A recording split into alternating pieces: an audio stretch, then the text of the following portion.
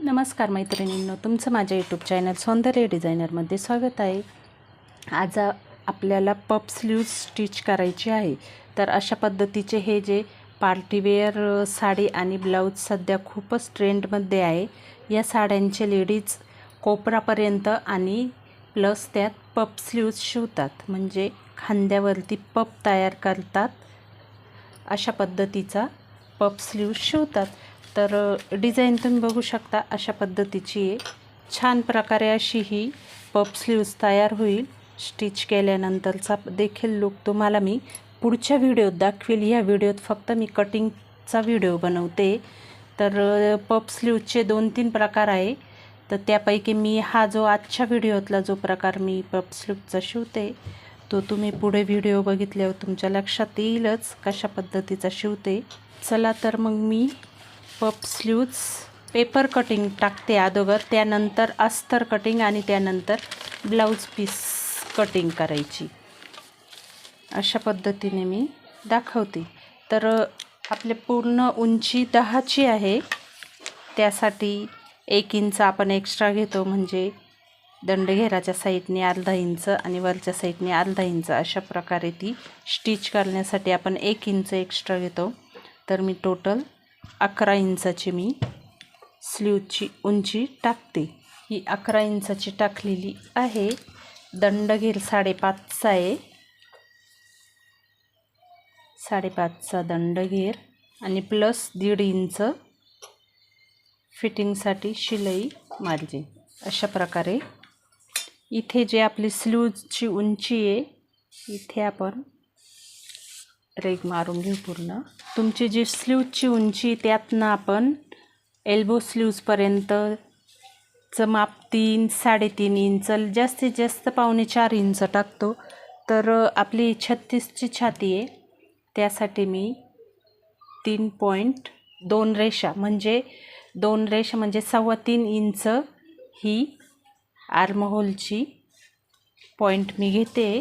तर इकडच्या साईडनी छाती जी असते तिचा चौथा भाग, 36ची छाती आहे, तर 9 चौक 36 आणि प्लस त्यामध्ये 1 इंच मिळून म्हणजे 10 इंच आपलं हे माप येतं आहे। तर हा जो पॉईंट मी काढलेला आहे इथे आणि इकडे 10 इंचावरती मार्किंग केलेली आहे।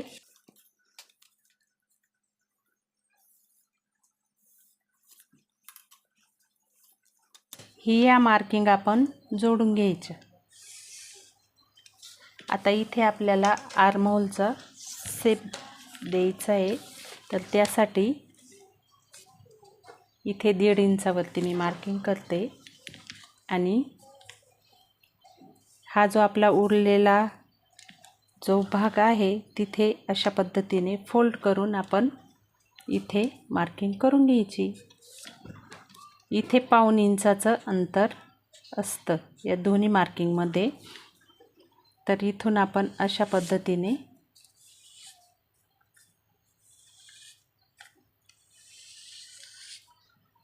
हा शेप देत असतो।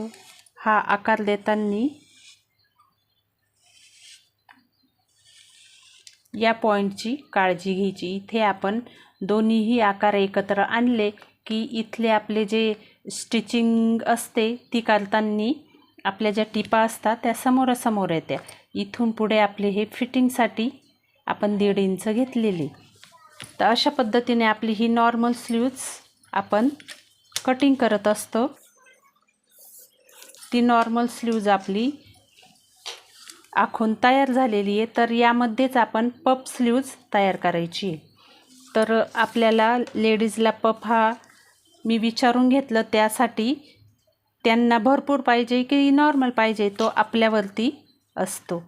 लेडीज बोलली की भरपूर पाहिजे, तर त्यासाठी मी 3 इंचावरती मार्किंग करते आणि इकडे पण मी 3 इंचावरती मार्किंग करते अशा पद्धतीने।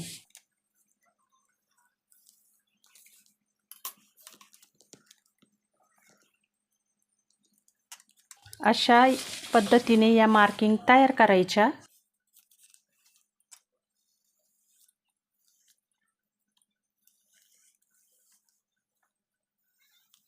ही जी आपली 3 इंच आपण इकडे पुढे मार्किंग केलेली आहे ती चुन्या घातल्यानंतर छोटी होते। ही साईज आपली जी छोटी होते, आत्ता जरी ब्रॉड वाटत असेल अशा पद्धतीने ही मार्किंग करून पुन्हा इथे जॉईन करायची। ही मार्किंग आपण पूर्ण कटिंग करून घेऊ।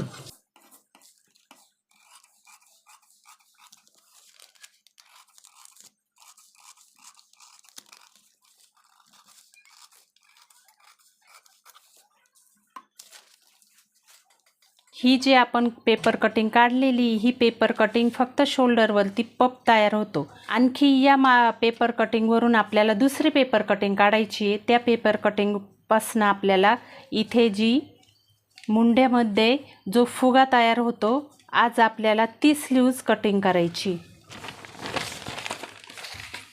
ही जी आपण स्लीव्ज कटिंग केलेली आहे, पप स्लीव्ज कटिंग करून ठेवलेली, त्यावरनं आपल्याला दुसरी पप स्लीव्ज कशी तयार करायची ती मी दाखवते। ही जी आपली स्लीव्ज आहे ती पूर्ण अशा पद्धतीने ठेवून घ्यायची। त्यानंतर फक्त या भागात इथे अशा पद्धतीने धरून मुंड्याचा आकार आपण इकडे सरकवायचा, इकडे या दिशेला। आणि इथे जी आपली जागा तयार होते, ही जी जागा तयार होते म्हणजे हा पोर्शन, तर ह्या पोर्शनचा तुमचा पप तयार होतो। आपण ही पूर्ण आखून घेऊ। मी ठेवली कोणत्या पद्धतीने त्याच पद्धतीने तुम्ही देखील ठेवायची।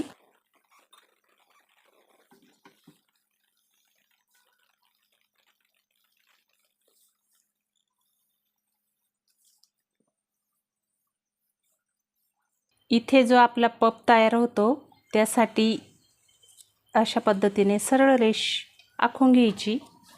ही स्लीव्ज आपण उचलून घेणार आहे। त्यानंतर आपली परफेक्ट पेपर कटिंग ही तयार झालेली आहे, ती कटिंग करून घेऊ। ही जी इथे आपली तिरपा दंड तयार झालेला आहे, हा जेव्हा आपण स्लीव्ज स्टिच करतो तेव्हा तो बरोबर सरळच तयार होतो।